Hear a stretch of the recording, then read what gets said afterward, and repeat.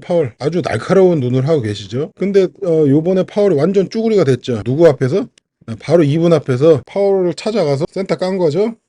금리 인하는 이제 시간 문제다. 안녕하세요, 불만맨입니다.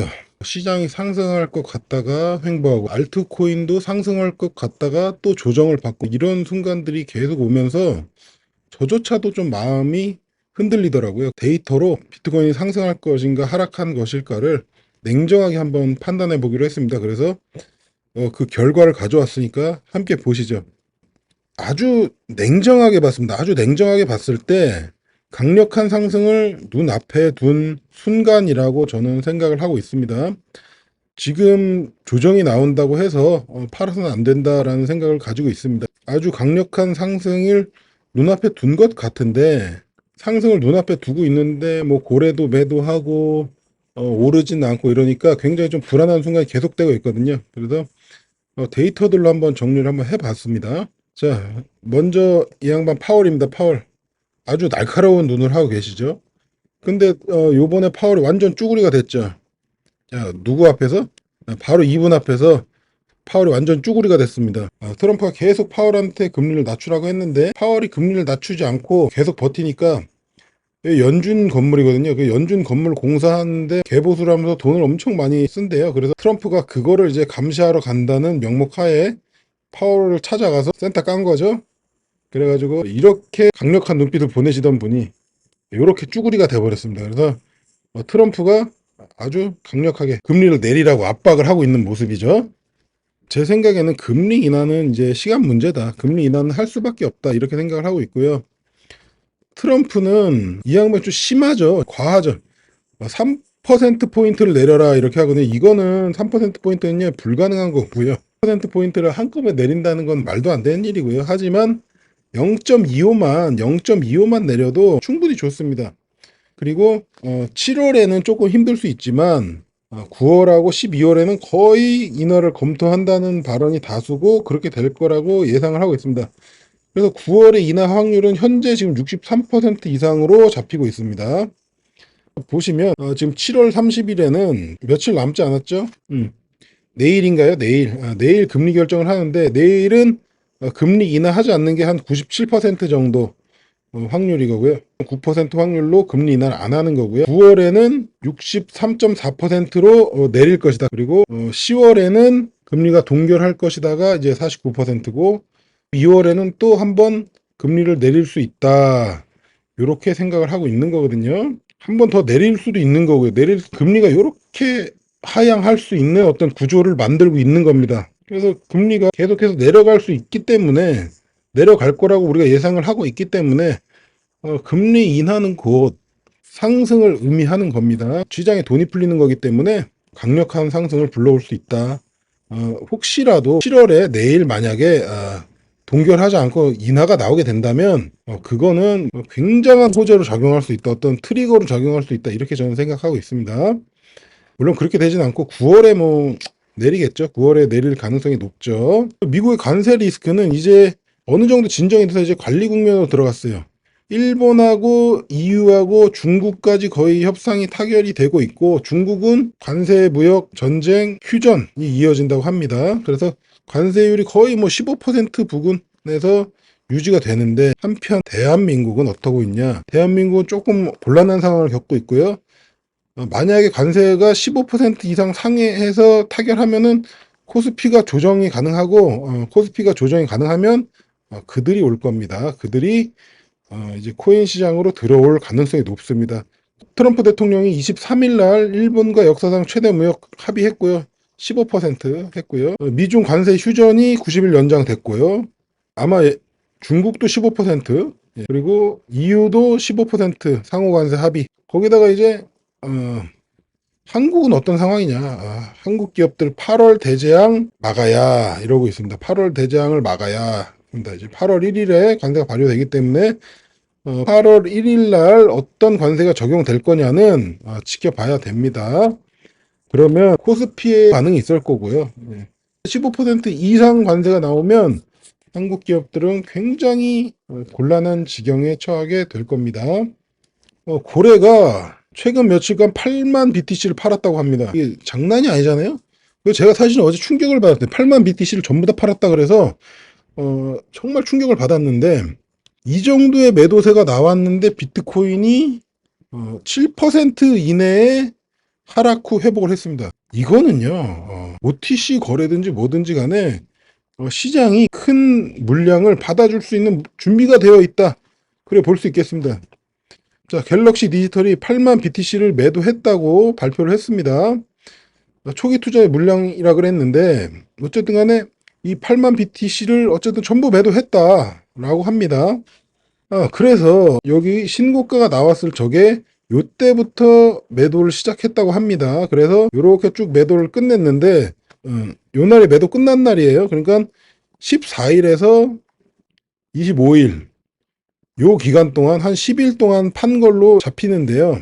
이 조정폭이 불과 7%입니다. 불과 7%. 불과 마이너스 7%예요. 그래서 이게 엄청나게 강력한 신호다, 이렇게 볼 수가 있는 겁니다. 그리고 누군가가 요 정도 폭에서 잡고 있다, 요 정도 폭에서 비트코인을 계속 묶어두려고 노력하고 있다 라고도 볼 수 있겠죠. 뭐 그게 누군지는 모르지만요, 제 상상일 수도 있고요. 하지만 움직임이 너무나도 대단하다, 예, 그렇게 생각을 하고 있습니다. 비트코인에는 이제 새로운 큰 손들이 생겼어요. 이제 기존 고래들, 이 고래들은요 개인이에요. 개인이었는데 이 고래들이 물량을 기업하고 ETF 기관으로 팔고 있습니다. 그래서 기업에서 엄청나게 많은 양의 비트코인을 축적하고 있습니다. 그리고 비트코인 ETF는 꾸준한 상승세를 보이고 있어요. 그래서 뭐 스트레티지 뭐 60만 개 가진 거 뭐 다 알고 계시는 거고요. 마라홀딩스 5만 개, 투애니원이라고 이번에 새로 생긴 그 비트맥시 그룹이죠. 여기도 3.7만 개를 가지고 있고, 일본의 스트레티지가 되겠다는 메타플레인도 1.6만 개를 가지고 있고요. 계속해서 많은 기업들이 비트코인을 축적하고 있습니다. 그리고 기업들은 전환사채를 이용해가지고, 기업들은 이 전환사채를 이용해서 돈을 어떻게 꾸는 방식으로 이 비트코인을 계속 사고 있단 말이에요. 그래서 이거 엄청나게 강력한 매수 주체가 됐다, 새로운 큰손이 등장했다, 이렇게 볼 수가 있는 거고요. 이거는 비트코인 ETF가 꾸준한 상승세를 보이는데, 보시면 ETF가 지금 시작돼서 계속해서 올라와서 계속해서 상승세를 보이고 있는 걸 보실 수 있습니다. 154억 달러를 들고 있고, 이거는 212조 원입니다. 212조 원을 ETF가 현재 들고 있습니다. 계속해서 증가하고 있는 거를 보실 수가 있습니다. 계속해서 증가하고 있습니다. 코인 관련된 법이 정리되고 있습니다. 그래서 제도권 진입이 된다는 뜻이고요. 법안 통과가 계속 이루어지고 있습니다. 그래서 코인 법안이 하원 통과하고 상원 대기 중이고, 뭐 이런 법들이 뭐 몇 개 있었는데 계속 뭐 이제 통과되고 있는 거죠. 그리고 관할이 명확화되고 있습니다. SEC 증권을 담당하는 거냐, CFTC 상품을 관할하는 거냐. 그러니까 비트코인이나 이더리움이 SEC가 보는 어떤 증권처럼 보는 거냐, 아니면 CFTC 상품 금처럼 보는 거냐, 어떤 규제를 가져가느냐가 명확화되고 있습니다. 이런 법안이 명확화되면 기관들은 진입을 하는 겁니다. 법적으로 뚜렷한 모습이 보여진다면 큰 돈들이 들어올 수가 있죠. 편안하게 들어올 수가 있죠. 기관들이 안 들어오고 싶어서 안 들어오는 게 아니고 뚜렷하지 않으니까 못 들어오고 있었던 거거든요. 근데 그게 해결된다는 겁니다. 그리고 알트 ETF들이 지금 준비되고 있습니다. 솔라나, 체인링크, 에브, 아베라고도 부르죠. ETF를 신청 준비하고 있습니다. 뭐 도지도 있고요, 라이트코인도 있고, ETF 신청을 준비하고 있습니다. 당연히 리플도 있죠, 리플. 그래서 비트에서 끝나지 않는다. 예. 비트가 이더로 지금 돈이 어느 정도 넘어왔고, 이더가 또 알트로 넘어갈 것이다, ETF를 통해서. 요런 그림이 보여지는 거고요. 이것과 별개로 요 알트 ETF와 상관없이 알트에서 맛을 본 사람들은 또 거래소로 가게 돼 있습니다. 거래소 가서 직접 알트를 거래하게 될 확률이 높습니다. 너무 맛있는 것들이 많으니까요. 그리고 요번에 이더리움이 많이 올랐죠. 7월 17일에 이더리움 스테이킹 ETF를 블랙록이 신청했습니다. 요거는 되는 겁니다. 예, 되는 겁니다. 이더리움 스테이킹 ETF를 7월 17일 날 블랙록이 신청을 했고 이거는 되는 겁니다. 그러면은 엄청난 수요 확대가 촉진이 되겠죠. 그래서 시장이 확장된다는 거, 예, 시장이 확장되고 있습니다. 이것도 비트코인에 굉장히 좋은 겁니다. 비트코인의 돈을 빼서 이더로 가는 게 아니고 시장 자체가 커집니다. 이렇게 하면. 그리고 국채 발행은요, 유동성의 신호탄입니다. 요번에 BBB법 국채 발행 규모가 확정이 돼가지고 대규모 국채를 발행한다고 합니다. 단기적으로는 자금이 흡수가 될 수 있지만 결국에는 유동성이 공급될 겁니다. 엄청난 금액의 유동성이 공급될 것입니다. 지금 상반기에 지금 이거 단기 흡수되는 건 TGA를 말씀하는 거예요. 조금 돈이 빨리 들어갈 수는 있지만 상관없습니다. 왜냐면 유동성이 엄청나게 공급될 게 뻔하기 때문이에요. 유동성이 엄청나게 공급될 겁니다. 지금 상반기에 국채 발행을 안 했습니다. 미국이. 해야 되는데 안 했습니다. 그것까지 하반기에 다 할 겁니다. 엄청난 돈이 풀릴 걸로 예상을 하고 있습니다. 그리고 시장이 그걸 다 알고 있거든요. 상반기에 못 푼 것까지 하반기에 같이 푼다 그러면 이제 두 배가 되는 거잖아요. 돈이 두 배로 풀리는 겁니다. 안 풀렸던 게 풀리니까. 물론 뭐 상반기에 뭐 돈 꺼다 쓴 거 뭐 갚고 뭐 이런 건 하지만 그래도 발행 못했던 거 한꺼번에 발행하기 때문에 굉장히 좋습니다. 자, 온체인은 전혀 흔들리지 않았습니다. 온체인은 흔들리지 않았습니다. 흔들린 거 뭐 누구 마음이다? 내 마음이다. 예, 내 마음만 흔들렸지 온체인 데이터는 전혀 흔들리지 않았습니다. 예. 거래소 입금량은 줄고요. 장기 보유자는 늘고 온체인 지표도 굉장히 좋습니다. 자, 제가 가끔 갖고 오는 불마켓 피크 인디케이터입니다. 온체인 데이터 한 30개 모아놨는데 그 중에 홀드가 100%가 나왔습니다. 팔지 마라 라는 거예요. 파이크 사이클 탑 인디케이터도 17만 이상이면 팔아라 했는데 지금 11만 8천이잖아요. 팔 이유가 전혀 없는 거죠. 풀 멀티플도 2.2 이상일 때 과열인데 지금 1.34입니다. 전혀 과열 아니고요. 또 MVRV Z스코어 5 이상일 때 과열인데 지금 2.5입니다. 전혀 과열이 아니고요. 아직은 멀었습니다. 아직 멀었습니다. 예. 온체인 데이터는 홀드를 외치고 있다는 거를 잊지 마십시오. 제가 웬만하면 이제 기술적 분석 이런 거 하는 거 싫어하는 사람인데 요번에는 좀 해봤습니다. 일단은 51선, 자 51선, 201선입니다. 자 51선, 201선이 골든 크로스가 나서 계속해서 진행을 하고 있습니다. 51선이 흐름도 계속 진행을 하고 있죠. 예. 51선이 지금 111K, 현재 가격이 117K니까 아직 여유가 있고요. 상승 여력이 많아 보입니다. 그리고 하락이 나오지도 않았습니다. 50일, 200일 골든 크로스는 건재하다. 예. 그리고 RSI랑 볼린저 밴드를 보겠습니다. RSI 같은 경우는 여기서 58, 예, 58을 찍었습니다. 지금 이때 123K를 찍으면서 70을 넘었었는데 그게 조정을 받고 내려와서 지금 58로 내려왔으니까 전혀 과열 구간이 아닙니다. 그리고 이건 1이에요. 1 RSI거든요. 큰 뭐 과열이나 이런 상태가 전혀 아니다. 이렇게 볼 수 있고요. 볼린저 밴드는 요 세 가지 줄을 보시는 겁니다. 상단선, 하단선, 중간선. 중간선을 뚫고 내려오면 이제 하락 시그널. 그리고 중단선을 뚫고 올라가면 이렇게 뚫고 올라가면 상승 시그널. 이렇게 찍고 내려오면 하락 시그널. 이렇게 보는 건데 지금 이렇게 볼린저 밴드가 쭉 올라가서 여기서 심지어 볼린저 밴드를 뚫었습니다. 이렇게 갔다가 지금은 요게 이렇게 좁아지고 있죠. 볼린저 밴드 사이가 좁아지고 있습니다. 이 볼린저 밴드가 좁아질 때는 우리가 보통 변동성이 임박했다 이렇게 보는 겁니다. 횡보가 길어지면서 변동성이 임박한 겁니다. 내려갈지 올라갈지는 모르지만 어쨌든 간에 변동성이 임박했다. 예. 그리고 RSI가 높지 않다. 돈이 풀린다. 자산이 오른다는 거거든요.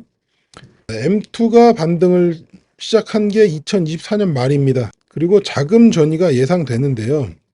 코스피가 코인으로 간다. 예, 요렇게 갈 가능성이 높다. 또 나스닥이 코인으로 간다. 이렇게 생각을 하는 겁니다. M2를 보시면 이 파란색 선이 M2인데요. M2 10주 선행입니다. M2 10주 선행을 보시면 여전히 계속 올라가는 모습을 보여줍니다. 우상향하는 모습을 보여줍니다. 뭐 올랐다 내렸다 하지만 전체적으로는 우상향하는 모습을 보여주기 때문에 요렇게 쭉 올라간 시점이 8월 2, 3, 4거든요. 그래서 요것도 한번 지켜보시는 게 재밌겠다. 네, 그렇게 생각을 하고 있습니다. 제가 여러 가지 지표를 보여드렸고, 제가 좋게 본 게 아니고 냉정하게 봤거든요. 그렇게 봤을 때 상승 가능성이 크다는 게 제 결론입니다. 예. 단기적으로 흔들리잖아요. 단기적으로 뺐다 올렸다 하면서 여러분 멘탈을 갈아 놓을 건데 오히려 기회입니다. 예. 저는 알트 빠져서 사실은 조금 추매한 게 있습니다. 그리고 상승 조건이 정렬되고 있습니다. 예, 모든 상승 조건이 정렬되고 있고 갈 수 있다 생각을 합니다. 상승 조건들이 다 갖춰져 가고 있기 때문에 요거를 그렇게 볼 수밖에 없는 겁니다. 예. 그래서 우리가 요즘에 막 우수수 막 떨어질 때 무섭다거나 두렵다거나 사고 싶다거나 뽐뿌가 온다거나 포모가 온다거나 이런 게 올 수 있지만 이거는 일단 뒤로 제끼고 데이터로 판단하자는 거예요. 데이터로 판단했을 때는 남아있는 건 상승이 온 다음에는 하락이 오겠지만은 그래도 우리 앞에 바로 있는 거는 아마 상승일 것이다. 대세적으로는 상승할 가능성이 매우 높다라는 게 제가 데이터를 살펴본 결과입니다. 저도 확신이 쓰지 않아서 오랜만에 데이터를 다 체크를 해봤는데요. 데이터를 체크해 보니까 상승 쪽으로 기우는 것 같습니다. 물론 단기 조정이 있을 수 있습니다. 이해할 수 없는 조정 그리고 이유가 없는 조정이 나올 수 있습니다. 그러면 그거는 기회라고 생각하십시오. 그리고 단기 흔들림이 이게 나왔을 때 곡소리가 3연타 할 때가 있습니다. 곡소리가 한 3번 정도 연달아 나온다 그러면은 요때는 강력하게 매수를 해도 되지 않을까 라는 생각이 듭니다. 예.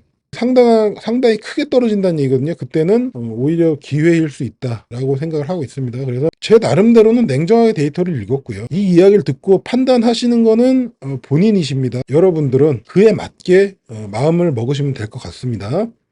판단은 언제나 여러분 자신이 하시는 거고요. 저는 나름대로의 어떤 데이터들을 읽는 것 뿐입니다. 그러니까 여러분 냉정한 마음으로 성투하시고요.